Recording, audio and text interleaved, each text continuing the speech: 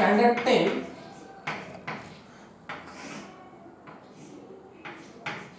Chapter 8 cell biology and biotechnology. आज आपल्याला बघायचं आहे बायोटेक्नॉलॉजी अँड ह्युमन हेल्थ, की मानवी आरोग्यामध्ये बायोटेक्नॉलॉजीचा कशा प्रकारे वापर केला जाऊ शकतो. तर सगळ्यात पहिल्यांदा biotechnology is used in diagnosis of disease. Diagnosis of disease याला मराठीमध्ये म्हणतात रोग निदान. आपण डॉक्टरकडे जे जातो, हो, आपण डॉक्टरकडे आजार घेऊन जात नाही, तर आपण डॉक्टरकडे लक्षण घेऊन जात असतो. हो, की काय आहे, की मला ताप येतोय, मला सर्दी झाली, मला खोकला झाला, असं लक्षण घेऊन येत असतो. आणि मग डॉक्टर लोक तपासण्या करतात आणि मग सांगतात की तुला हे आमका आजार झालेला आहे आणि त्याच्यासाठी ह्या तमक्या गोळ्या घे. कारण कोणी डायरेक्ट जातो डॉक्टरकडे, डॉक्टर मला मलेरिया झालाय, डॉक्टर मला टायफॉइड झालाय, डॉक्टर म्हणतील मला ठरवू दे, मला निदान करू देत. हो हो, असं कोणी जातं का? नाही. हे तर असं डायग्नोसिस कोण करत असतं? डॉक्टर्स करत असतात. पण ह्या डायग्नोसिसमध्ये डॉक्टर लोकांना मदत करण्यासाठी कोण आहे? बायोटेक्नॉलॉजी मदत करते. की biotechnology helps to identify the role of genes if any. हो, काय आहे, समजा एखादा आजार आहे तर त्या आजारामध्ये एखाद्या जीन्सची काही भूमिका आहे का हे ओळखण्यासाठी बायोटेक्नॉलॉजी काय करते? मदत करते. की खरंच हा आजार एखाद्या जीन्समुळे झालेला आहे का माणसाच्या शरीराचा. फॉर एक्झाम्पल इथे तुम्हाला दिलेले आहे diagnosis of diabetes and heart disease can become possible even before the onset of symptoms with the help of biotechnology. हो, बघा किती महत्वाचं वाक्य आहे की diagnosis of diabetes and heart disease before onset of symptoms. हो, म्हणजे लक्षणं येण्याच्या अगोदरच त्या व्यक्तीला हार्ट डिसीजची शक्यता आहे का, ब्लड प्रेशर त्याचा संबंधित काही आजार आहेत का, त्याला डायबिटीज होऊ शकतो का, असं बायोटेक्नॉलॉजीच्या आधारे अगोदरच सांगता येतं. इवन बिफोर, हे सगळ्यात महत्वाचं, even before onset of symptoms, म्हणजे लक्षणं येण्याच्या अगोदरच हे रोग दोन डायग्नोस होऊ शकतात with the help of biotechnology. त्याच्या काही सर्टन टेस्ट असतात, त्या परफॉर्म केल्या की कळतं. आपण जरी म्हटलं की नाही मला सध्या काही लक्षणं नाही येतं, की मला काय डायबिटीजची लक्षणं नाहीत, मला काय हार्ट डिसीजची लक्षणं नाही आहेत, बट मला असू शकतो का, मी त्याच्यापासून सफर होऊ शकतो का. तर याचं सुद्धा काय आहे की लक्षणं जरी नसले तरी इवन ऑनसेट ऑफ सिम्पटम्स यांचं काय केलं जाऊ शकतं, डायग्नोसिस केलं जाऊ शकतं. हे एक एक्झाम्पल आपल्याला दिलेलं आहे. आणि दुसरं काय आहे की डायग्नोसिस ऑफ एड्स, डेंग्यू यासारखे जे आजार आहेत, हे बघा मराठीत ऐकून घ्या, की ह्या ज्या रोगांचे टेस्ट आहेत, की एड्स असू द्या किंवा डेंग्यू असू द्या, हे व्हायरल इन्फेक्शन आहे बरं का. हो, हे व्हायरल इन्फेक्शन आहे. सध्या आपण व्हायरसला खूप घाबरलो, त्याच्यामुळे मोबाईलवर आहे. हे जे आहेत ह्या व्हायरल इन्फेक्शनची टेस्ट केल्यानंतर सुद्धा काय होतं की बराचसा काळ, काही तास, काही दिवस तसा रिपोर्ट येण्यासाठी लागतात. हो, तोपर्यंत जे आहे, हो, की अगदी जीव खाली वरचं, अरे बापरे मला डेंग्यू होतो की काय, मला अजून एखादं व्हायरल इन्फेक्शन झालंय की काय, तोपर्यंत रिपोर्ट येईपर्यंतच भरपूर तास निघून जातात, कधी कधी दिवस निघून जातात. पण आता with the help of biotechnology this diagnosis can be possible within few minutes. काही मिनिटामध्ये तुम्हाला ह्या व्हायरल इन्फेक्शनचं काय होऊ शकतं, ते सगळेच व्हायरस नाहीये, पण काही आपल्याला दोन एक्झाम्पल दिले पुस्तकामध्ये. एड्सचा जो व्हायरस आहे HIV किंवा डेंग्यूचा जो व्हायरस आहे, त्याचे दोन व्हायरस असतात, डेन 1 आणि डेन 2, तुम्हाला दाखवेल नाही पण सांगतो. तर हे जे आहे यांचं जे डायग्नोसिस आहे हे काही फ्यू मिनिट्समध्ये, आणि पहा तुम्ही म्हणता ठीक आहे ना सर, डायग्नोसिस फ्यू मिनिट्समध्ये झालं काय, जर का डायग्नोसिस जर का फ्यू मिनिट्समध्ये झालं तर ट्रीटमेंट सुद्धा फ्यू मिनिट्समध्येच चालू होते. आणि डायग्नोसिसला जर का उशीर लागला तर ट्रीटमेंट सुरू व्हायला, उपचार घ्यायला सुद्धा उशीर लागतो. कदाचित it can be prove fatal, कधी कधी ते जीव घेणं सुद्धा होतं. तर हे जे आहे की ह्या दोन पद्धतीनं काय केलं जातं की डायग्नोसिसमध्ये बायोटेक्नॉलॉजी मदत करते. आपल्याला दोन एक्झाम्पल्स दिलेले आहेत की आपल्याला वाटलं 2 मार्क आलेले, explain with example how biotechnology is helpful for diagnosis of diseases in case of humans. की मानवी आरोग्याशी संबंधित रोगाच्या निदानासाठी बायोटेक्नॉलॉजी कशी मदत करते, एक्सप्लेन विथ एक्झाम्पल. तर हे 2 एक्झाम्पल्स द्यायचे. आता नुसतं डायग्नोसिसमध्येच मदत करत नाही, तर biotechnology also helps in the treatment of diseases. की बायोटेक्नॉलॉजी ह्युमन हेल्थ नावाचा मुद्दा चालू आहे की नुसतं रोग निदान करून बायोटेक्नॉलॉजी थांबत नाही. तर बायोटेक्नॉलॉजी कशामध्ये मदत करते, तर biotechnology also helps in the treatment of diseases. हो, ट्रीटमेंट म्हणजे प्रत्यक्ष उपचार करण्यामध्ये सुद्धा ही बायोटेक्नॉलॉजी काय करते, मदत करते. व्हेरियस मेडिसिन्स, अनेक औषधं, अँटीबायोटिक्स, प्रतिजैविके, त्यानंतर vaccines are used for the treatment of diseases and such medicines can be prepared by using biotechnology. आपण जे काय हे बघा, कोणताही रोग झाला तर काय असतं, हे बघा लक्षण एक कॉमन आहे. सध्या एक आपण मोठ्या रोगाशी सामना करतोय, पण एक कॉमन आहे, लक्षात घ्या. तुम्हाला कोणताही जरी रोग झाला तरी त्याची जी ट्रीटमेंट असते एक 2 पद्धतीने असते. आयदर त्याला मेडिसिन्स द्या किंवा त्याला प्रिव्हेंट करण्यासाठी वॅक्सिन द्या. बरोबर आहे की नाही. सध्या आपण सध्या वॅक्सिन्स चालू आहेत ज्येष्ठ नागरिकांसाठी, बरोबर आहे की नाही, की ते होऊ नये म्हणून. म्हणजे एकतर त्याला ट्रीटमेंट द्या झाला तर, किंवा होऊ नये म्हणून वॅक्सिन्स द्या. तर हे जे आहे medicines, antibiotics, vaccines, they can be prepared on a large quantity, मोठ्या प्रमाणावर तयार करता येतात with the help of biotechnology. आता इथे तुम्हाला एक्झाम्पल दिले. In earlier days diabetes is treated by injection of insulin. आणि हे जे इन्सुलिन आहे it is collected from pancreas of the horse. हो, की अर्लियर डेजमध्ये डायबिटीज झालं की तुम्हाला माहिती आहे इन्सुलिनचे इंजेक्शन्स घ्यावं लागतात त्या पेशंटला. In earlier days that particular insulin it is collected from the pancreas of horse. की घोड्याच्या स्वादुपिंडापासून ते इन्सुलिन काय करायचे, कलेक्ट करायचे. त्याच्यामुळे ते जास्त प्रमाणात भेटतही नव्हतं आणि योग्य वेळेत भेटतही नव्हतं, त्याची किंमत खूप होते. पण नंतर काय झालं, however nowadays insulin can be prepared with the help of biotechnology on large scale. पण सध्याच्या जमान्यामध्ये बायोटेक्नॉलॉजीच्या साहाय्यानं हे इन्सुलिन पाहिजे तितके इंजेक्शन्स तयार करता येतात. त्याच्यामुळे अगदी आज आपल्या माजलगावमध्ये जरी तुम्ही कोणत्याही मेडिकलवर गेलात तरी अगदी सहज आणि तेही नगण्य अशा किमतीमध्ये काय भेटतं, हे इन्सुलिन भेटतं. This is the miracle of biotechnology. हा बायोटेक्नॉलॉजीचा चमत्कार आहे. आपल्याला सांगितलेलं आहे की कसं असतं बायोटेक्नॉलॉजी हेल्प करतं. आता इथं आपल्याला ट्रीटमेंटमध्ये पहिल्यांदा डिस्कस करायचं वॅक्सिन. हो, सध्या संपूर्ण जगाला फार आश्वासक असा शब्द आहे हा वॅक्सिन, सांगायची गरज राहिली नाहीये. तर ह्या ज्या वॅक्सिन आहेत, तर वॅक्सिन काय असतं, तर vaccine is the antigen containing material. बघा आता नीट लक्षात द्या, आपण लक्षात घ्यायचं वॅक्सिन. हो, वॅक्सिन म्हणजे नेमकं काय म्हणा, सध्या मला अतिशय आश्वासक, अतिशय वरदान असलेला हा शब्द वॅक्सिन.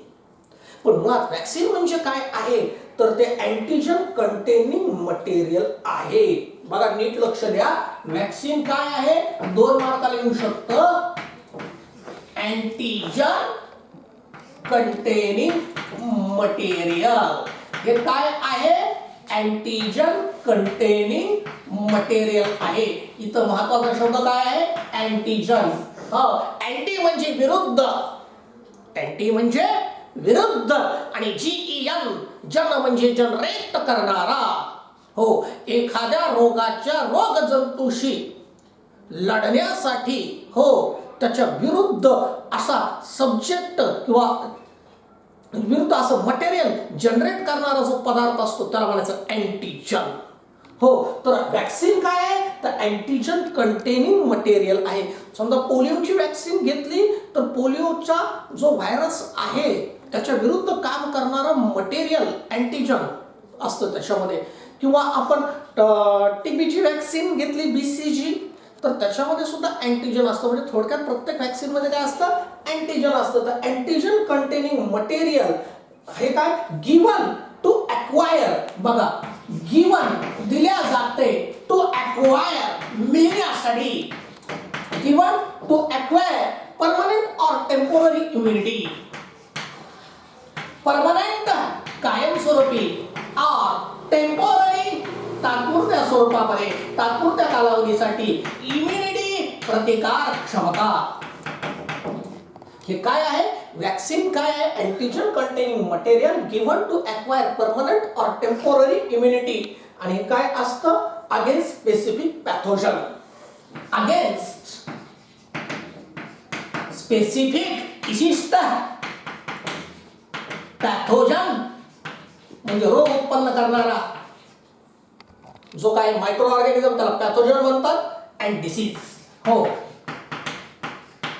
एकच वॅक्सिन नाही चालत सगळ्याला, मास्टर की नाही एकच वॅक्सिन दिलं सगळ्या रोगाविरुद्ध झालं. हा आलं असतं ते किती छान झालं असतं. पण नाही, प्रत्येक रोगाची वॅक्सिन वेगळी असते. स्पेसिफिक रोगाची वॅक्सिन स्पेसिफिकच असते. तर आपल्याला समजा विचारलं 2 मार्काला की what is meant by vaccine, give 2 examples. तर vaccine is antigen containing material given to acquire permanent or temporary. काही काही वॅक्सिन्स चे 1-2 डोसेस झाले की ते कायमस्वरूपी त्याची इम्युनिटी आपल्या शरीरामध्ये तयार होते. मात्र काही काही वॅक्सिन्स ज्या असतात त्याचे कालांतराने त्याच्या मात्रा, त्याच्या डोसेस घ्यावे लागतात. ते काय म्हणजे ते टेम्पोररी काळासाठी काय करतात, इम्युनिटी देतात. अशा वॅक्सिनचे 2 प्रकार असतात. तर हे जे आहे, आणि याचं एक्झाम्पल द्यायचं म्हटलं तर जे रोगाचं नाव आहे त्यालाच पुढे वॅक्सिन जोडायचं. Polio vaccine, typhoid vaccine, tuberculosis vaccine, असे काय आहेत वॅक्सिनचे एक्झाम्पल्स आहेत. आता पारंपरिकरित्या काय करत होते, ट्रॅडिशनली काय करायचे, partially or completely killed pathogens are used as vaccines. हो, की पारंपरिक पद्धतीने वॅक्सिन कसे प्रिपेअर करायचे, लस कशी प्रिपेअर करायचे, तर ज्या पॅथोजन, ज्या मायक्रो ऑर्गॅनिझमच्या विरुद्ध लस तयार करायची तोच मायक्रो ऑर्गॅनिझम वापरायचे. हो, लोहे को काटता है, जहर को मारता है, अगदी त्याच पद्धतीनं मायक्रो ऑर्गॅनिझम्सच वापरायचे त्या लसीमध्ये. आणि मात्र आता काय व्हायचं, त्यावेळेस मात्र काय व्हायचं की there were chance of contracting a disease in case of some persons. पण काही लोकांच्या बाबतीत तो वॅक्सिन घेतल्यानंतर सुद्धा तो रोग होण्याची शक्यता पुरातन काळी खूप होती. आता मात्र काय, बट नाउअडेज, हा, पण याच्यावर उत्तर कुणी काढलं, बायोटेक्नॉलॉजीने काढलं. बायोटेक्नॉलॉजी म्हटली घाबरू नकात. काय म्हटली बायोटेक्नॉलॉजी, घाबरू नकात. नाउअडेज आता काय झालेलं आहे, with the help of biotechnology antigen can B produced in a laboratory with the help of gene isolated from pathogen. की आता काय करतात की पूर्ण पॅथोजन वापरतच नाहीत, तर लॅबोरेटरीमध्ये त्या पॅथोजनचा जीन्स वापरतात आणि वॅक्सिन्स तयार करतात. आणि त्याच्यामुळं this antigen can be used as vaccine very much safely. म्हणून आताच्या काळात ज्या आपण वॅक्सिन्स आहेत त्या अतिशय सेफली आहेत, अतिशय सुरक्षित आहेत. त्याचं कारणच ते with the help of biotechnology, pathogen is not used for vaccine. Traditionally वापरण्यात येत होता. Nowadays it is not necessary to use the pathogen. With the help of biotechnology, a gene, a specific gene of that pathogen is used to produce antigen. So vaccines produced with the help of biotechnology nowadays are very much safe. का सांगितलं? हो, बाकीचं मला नाही घेणं. का सांगितलं, 2 मार्काला घेऊ रिझन आहे. किती मार्काचं घेऊ रिझन आहे, 2 मार्काचं. काय घेऊ रिझन आहे 2 मार्काचं, हा, की vaccines which are made nowadays are safe. बरोबर आहे. मग त्याचं उत्तर आपल्याला सांगावं लागेल काय आहे, ट्रॅडिशनली एंटायर म्हणजे संपूर्ण pathogen which may be partially killed is used to produce vaccine. But nowadays, हे उत्तर आहे, but nowadays with the help of biotechnology a specific gene is isolated from pathogen and that particular gene is used as antigen, so they are very much safe. म्हणून त्या काय आहेत, संपूर्णपणे सुरक्षित आहेत. आणि वॅक्सिन्स काय होतात, बायोटेक्नॉलॉजी, दे आर थर्मोस्टेबल, की ह्या ज्या वॅक्सिन्स आहेत, vaccines produced with the help of biotechnology, they are thermostable, की आताच्या ज्या वॅक्सिन्स आहेत, नीट लक्ष द्या, फार छान शब्द आहे थर्मोस्टेबल. हो, की तापमान जरी थोडंफार बदललं तरी त्या वॅक्सिनवर काही परिणाम होत नाही. थोडंफार तापमान, मात्र ज्या जुन्या काळच्या ज्या वॅक्सिन्स होत्या त्यांचे फार तापमान स्पेसिफिक होते, नाही एवढं म्हणजे एवढंच. पण ह्या वॅक्सिन्स थर्मोस्टेबल वॅक्सिन्स असतात बायोटेक्नॉलॉजीने बनवलेल्या, आणि त्यामुळे काय होतं, आता more thermostable than traditional vaccines. So the vaccines are active for longer duration, म्हणून त्याचं लॉंगर ड्युरेशन काय होतात, ते ऍक्टिव्ह राहतात. नाही तर जुन्या काळच्या वॅक्सिन्स काय होतं, थोडे टेम्परेचर कमी म्हणण्यापेक्षा जास्त झालं की ती वॅक्सिन स्टेबल जी होती ती वॅक्सिन स्टेबल राहत नव्हती, ते त्याच्यामधलं मटेरियल डिस्ट्रॉय होत होतं. पण आता ह्या ज्या थर्मोस्टेबल वॅक्सिन्स आहेत, आणि थर्मोस्टेबल एका टेम्परेचरला त्या फार छान राहतात, आणि थर्मोस्टेबल आणि थोडंसं कमी जास्त झालं असतं तरी सहन करतात, आणि थर्मोस्टेबल वॅक्सिन्स असल्यामुळे they can be used for longer duration. हा, हे बघा, आणि शॉर्टकटमध्ये सांगायचं म्हटलं तर what are the advantages of vaccines prepared by biotechnology, की बायोटेक्नॉलॉजी ह्यानं जे वॅक्सिन्स तयार केले त्याचे ॲडव्हान्टेजेस काय आहेत. Advantage number 1, they are very much safe, आणि advantage number 2, they are thermostable, that's why they can be used over a longer duration, की मोठ्या कालावधी झाला तरी आपण त्याला काय करू शकतो, वापरू शकतो. एक्झाम्पल्स इथं तुम्हाला दिलेले, polio vaccine, hepatitis vaccine, tuberculosis vaccine वगैरे. आता ह्या वॅक्सिन्स काय असतात, प्रत्यक्ष आपल्याला इंजेक्ट कराव्या लागतात. हो सर, आम्ही पाहतोय फोटो सध्या सोशल मीडियावर की वॅक्सिन घेतानाचे येतात, इंजेक्शन असतं. पण काही ज्या वॅक्सिन्स आहेत मुद्दाम 2 मार्कासाठी स्पेशल, कुणी म्हटलं नाही बाबा आपल्याला फार भीती वाटते इंजेक्शनची, आपण नाही घेणार वॅक्सिन, बरोबर आहे. तर काही वॅक्सिन्स आहेत, काही बरं का, सगळ्याच नाही, त्या आहेत इडिबल वॅक्सिन्स. Edible vaccine. आता इडिबल वॅक्सिन म्हणजे वॅक्सिन खाऊन टाकायची. अरे बापरे, हे छान आहे सर. कुठं भेटतात माहिती नाही, पुस्तकात आहे. Edible vaccines. काय edible vaccines? Some edible vaccines are now introduced to potatoes with the help of biotechnology. हो, की काही वॅक्सिन कोणाला इंट्रोड्यूस केलेल्या आहेत, पोटॅटो, बटाट्यामध्ये. आणि these potatoes are called as a transgenic potatoes. हो, अशा पोटॅटोजला काय म्हणायचं, ट्रान्सजेनिक पोटॅटोज. काय म्हणायचं, ट्रान्सजेनिक पोटॅटोज, बरोबर आहे. की काय आहे, की some vaccines can be introduced to potatoes, म्हणजे त्या वॅक्सिन्सच्या जे आहेत त्या पोटॅटोजला आपण काय करू शकतो, इंट्रोड्यूस करतो. आणि such potatoes that contains edible vaccines are called as a transgenic potatoes, बरोबर आहे ना. त्यांना ट्रान्सजेनिक पोटॅटोज म्हणायचं. सर त्याचे पापड केले तर चालतील का, तर पुस्तकात काही उल्लेख नाहीये, बरोबर, हे आपण बोलतो. तर काय आहे, these potatoes will act against bacteria. बॅक्टेरियाच्या विरुद्ध हे काम करतात, अजून व्हायरसच्या विरुद्ध आलेले नाही येतात. These potatoes will act against bacteria like Vibrio cholerae. त्याच्यानंतर जे आहे सेचेरिया, हे जे आहे कोलाय, हे काय असतात, तर काही आपल्याला बॅक्टेरियाचे नाव दिलेत. पण आता पर्टिक्युलर तुम्हाला सांगतो की व्हिब्रो जो आहे कॉलेरी, हा बॅक्टेरिया आहे. आणि हा आता इथं इडिबल वॅक्सिनसाठी हा का सिलेक्ट केला आहे, हेच कारण सांगतो. काय आहे की विब्रो कॉलेरी ही जी वॅक्सिन देतात, पर्टिक्युलरली लोक जे जत्राला वगैरे जातात की नाही, मोठ्या मोठ्या जत्राला, पंढरपूरची यात्रा आहे किंवा अजून कुठली तरी यात्रा आहे, तर अशा मोठ्या मोठ्या यात्रेला जाण्यापूर्वी एक चांगलं असतं की काय करा बाबा, ह्या विब्रो कॉलेरीची एक वॅक्सिन घ्या. ही टेम्पोररी वॅक्सिन आहे बरं का. वॅक्सिनमधला जो प्रकार मी तुम्हाला सांगितलं ना, ही टेम्पोररी. कशामुळं?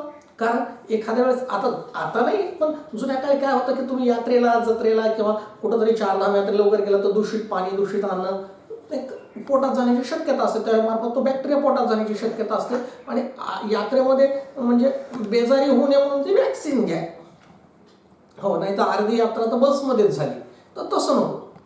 हो, देवाकडे गेलेच नाहीत, देवदर्शनाला गेलेच नाही, मग आता तसं होऊ नये म्हणून ही वॅक्सिन्स घेतात. पण एवढ्या साऱ्या लोकांना असं वॅक्सिन्स पिरियडिकली टोचायच्या ते थोडंसं हेक्टिक होतं, म्हणून काय हरकत नाही. ह्या काही इडिबल वॅक्सिन्स आहेत की ह्या ट्रान्सजेनिक पोटॅटोजमध्ये, ह्या काही हरकत नाही. हे विशिष्ट प्रकारचे बटाटे खा त्या राहूकडून, तुम्हाला आपोआप त्या रोगाविरुद्ध संरक्षण मिळेल. असे काही आहेत. आणि consumption of this raw potatoes बघा. पण हे पोटॅटोज कसे काढायचे खायचे तर हो, काही त्याचे पापड भाजी वगैरे करायची नाही, तर ते कसे खायचे? Raw potato generate the immunity. आणि ते काय करतात? इम्युनिटी जनरेट करतात ई कोलाई नावाच्या बॅक्टेरिया विरुद्ध किंवा विब्रो कॉलेरी. हे दोन आवर्जून असे उल्लेख केलेले बॅक्टेरिया आहेत पुस्तकामध्ये. आता हे 2 मार्काला येईल. इडिबल वॅक्सिन, त्याच्यामध्ये ट्रान्सजेनिक पोटॅटो 1 मार्क, कोणत्या 2 बॅक्टेरिया विरुद्ध ते काम करतात त्याला 1 मार्क. आता पुढचा आहे इंटरफेरॉन. हो, महत्वाचा आहे इंटरफेरॉन.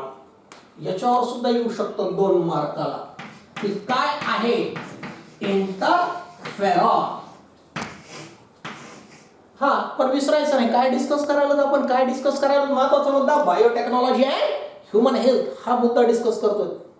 त्याच्यामध्ये डायग्नोसिस ऑफ डिसीज आपण काय, ट्रीटमेंट ऑफ डिसीज मध्ये हे की पहिलं वॅक्सिन, दुसरं इडिबल वॅक्सिन, तिसरं इंटरफेरॉन, ही ट्रीटमेंट्स आहेत ह्या. तर इंटरफेरॉन काय येतं बघा, नीट लक्ष द्या 2 मार्कासाठी की काय आहे. This is the group of small sized protein molecules.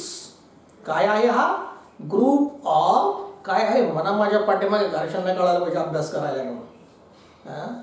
Group of small sized protein molecule used in treatment of viral diseases. Used in the treatment of viral diseases. It is the group of small sized protein molecules. Small size कशामुळं? कारण protein molecules काय असतात? Chain of amino acids असतात. पण आणि त्याच्यामुळे हा molecule comparatively खूप लार्ज असतो. कार्बन कंपाऊंड आहे हा. तर हा जो आहे त्याच्यामध्ये नायट्रोजनस वगैरे बेस असतातच. पण हा काय आहे की हा स्मॉल साइज्ड प्रोटीन मॉलिक्युल्सचा ग्रुप आहे which can be used in the treatment of viral diseases. काही विषाणूजन्य आजाराच्या उपचारामध्ये हा group of small sized protein molecules वापरला जाऊ शकतो. आणि these are produced in blood. हो, आणि हे कुठं तयार होतात? Interferons they are produced in the blood. आपल्याच ब्लडमध्ये काय होतो? तो प्रोड्यूस होतो. हे झालं नैसर्गिक. पण however nowadays with the help of biotechnology, पण बायोटेक्नॉलॉजीच्या मदतीनं काय करता येतं? Transgenic E coli are used for production of interferons. की जे इंटरफेरॉन्स आपल्या ब्लडमध्ये हो तयार होतात. की समजा आपल्याला एखादं व्हायरल इन्फेक्शन झालं तर आपल्या ब्लडमध्ये एक इम्युनोजेनिक रिस्पॉन्स म्हणून हे इंटरफेरॉन्स तयार होतात. की what is meant bye interferons? It is the group of small sized protein molecules used in the treatment of viral diseases. तर असे इंटरफेरॉन्स बघा चक्क शरीराच्या बाहेर तयार करता येतात with the help of biotechnology. आता म्हणजे आपण हे सगळं काय डिस्कस करतोय तर की ट्रीटमेंट्स, की बायोटेक्नॉलॉजी वापरून आपण उपचार कसे देऊ शकतो? इंजेक्शन, वॅक्सिनचे इंजेक्शन देऊन, इडिबलचे वॅक्सिन देऊन किंवा इंटरफेरॉन्स देऊन बाहेरून. आता जीन थेरपी, पुढचा मुद्दा कोणता आहे? Gene therapy. थेरपी, थेरपीचा मराठीमध्ये अर्थ उपचार पद्धती. थेरपीचा काय अर्थ आहे? उपचार पद्धती. आणि जीन्स वापरून. तर काय आहे की gene therapy is use to treat the genetic disorders in somatic cells. हो बघा की काही जेनेटिक, सगळ्याच नाही बरं का, काही जेनेटिक डिसऑर्डर्स आहेत ज्या पर्टिक्युलरली सोमॅटिक सेलच्या ज्या जेनेटिक डिसऑर्डर्स आहेत. आपण नवीला आपण पाहिलेले आहे की जेनेटिक डिसऑर्डर्स सोमॅटिक सेल्सच्या वेगवेगळ्या बघितलं ना आपण, डाऊन सिंड्रोम वगैरे, ट्रायसोमी ऑफ 21 क्रोमोझोम्स आपण नवीलाच पाहिलेले डाऊन सिंड्रोम. आणि बाकी आपण जर्म सेलच्या जेनेटिक डिसऑर्डर्स बघितल्या होत्या, कोणत्या क्लेनफेल्टर सिंड्रोम, टर्नर सिंड्रोम, ह्या जर्म सेलशी संबंधित आहे. किंवा अजून सोमॅटिक सेलच्या कोणत्या मायटोकॉन्ड्रियल डिसऑर्डर्स बघितल्या होत्या आपण, क्लेप पॅलेट पाहिलं होतं का नाही होतं, अल्बिनिझम पाहिलं होतं. तर त्या सोमॅटिक सेलच्या काय आहेत जेनेटिक डिसऑर्डर्स आहेत. आणि त्यावेळेस मी तुम्हाला नवीला म्हणायचो की नाही बाबा ते याच्यावर उपचार करणं शक्य नाही, पण with the help of biotechnology certain genetic orders can be treated. हो, नाहीतर आतापर्यंत एकदा ही जेनेटिक डिसऑर्डर झाली की जगाच्या पाठीवर त्याला कुठंच उपचार नव्हते. पण काही जेनेटिक्स आपण म्हणू शकतो सम जेनेटिक डिसऑर्डर्स आणि specially related with somatic cells, की सोमॅटिक सेल्सशी संबंधित काही जे काही जेनेटिक डिसऑर्डर्स आहेत it can be corrected by using gene therapy. आता इथं आपल्याला दिलेले PKT असं दिलेले, PKT त्याला काय म्हणतात, फिनिल किटोन्युरिया. त्याला काय म्हणतात, फिनिल किटोन्युरिया, फिनिल किटोन्युरिया. हा जो आजार आहे RNAs हा जेनेटिक लिव्हर सेल्स मधल्या जीन्स मध्ये जर का काही चेंज झाला तर हे येतं. पण त्याच्यामुळे काय होतं की आता जीन थेरपीनं, नाही तर पहिला PKT झाला तर म्हणायचे आता जाऊ दे, आता काही शक्य नाही. पण असे फिनेल किटोन्युरिया सारखे डिसीजेस सुद्धा जीन थेरपीनं सुद्धा काय करता येतात, नीट करता येतात. काय हरकत नाही. आज के लिए इतना.